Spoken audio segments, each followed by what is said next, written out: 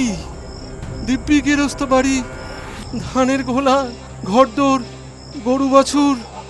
ডাকাত কিরকম?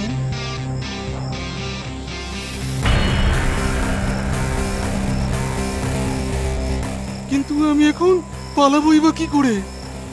বেশ রাত হয়ে গেছে। বুড়োটা তো চণ্ডী মণ্ডপের সামনে বসে আছে, লোকজনের সঙ্গে কথা কইছে। আমি তো যেতে গেলেই সন্দেহ করবে।